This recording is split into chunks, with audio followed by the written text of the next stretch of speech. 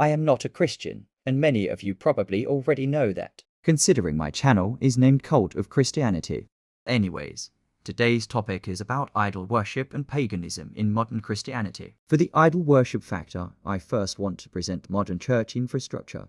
So if we go to the Bible, we can find this verse in the book of Exodus chapter 20.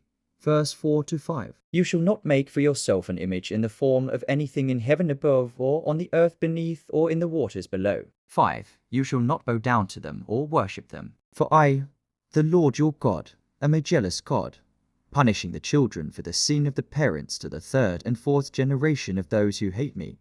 To put this simple, this verse is talking about not creating idols or images depicting God and then worshipping them in his name. This verse explicitly states that idol worship is a big no-no, and from the time of the Old Testament to the New Testament, no one broke that law, which was great. However,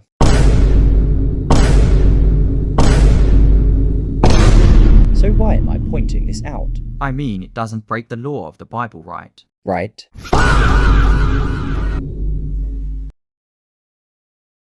What the hell is this? The Bible tells you not to make idols or images of anything heavenly. However, when you enter a church, you are greeted with more imagery and idols than in an art contest. And I know the Christians will say, yeah, actually, those paintings and idols are on our holy figures.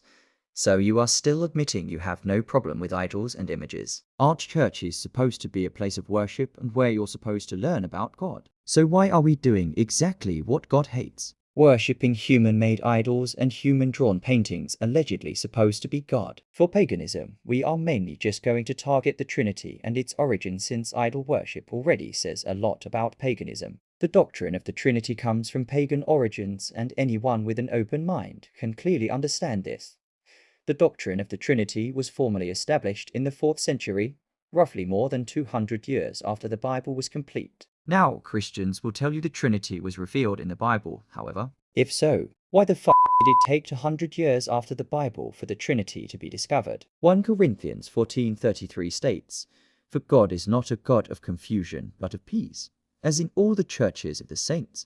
Makes sense how God isn't the author of confusion, yet it takes 200+ years for his doctrine to be discovered. Now let's take a look at the pagan trinities before the Bible.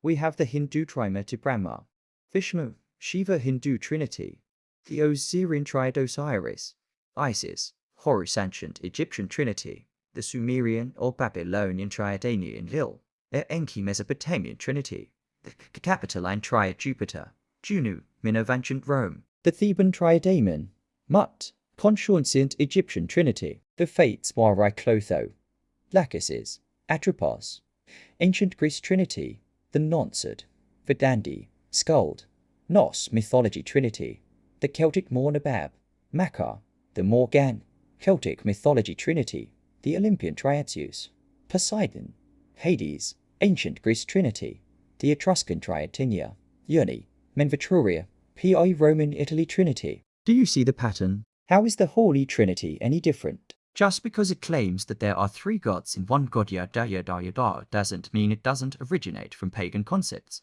and idol worship and imagery is something which supports this. You cannot seriously claim to be monotheists whilst being die-hard polytheists. It just doesn't add up. And yes, I will soon make a video explaining the Trinity as well. So let's do the math. Idol worship, imagery, disobeying the Bible, pagan concepts. What do I call you other than a polytheist? Well, I obviously can't say you're monotheist, since monotheism is against any 3 gods 1 god type of concept, imagery of God and idolatry. Christianity literally claims to be a monotheistic religion whilst adding all of the polytheistic elements in it. You can't have a 50-50 religion that just contradicts itself. So is Christianity polytheism? Simple answer, yes.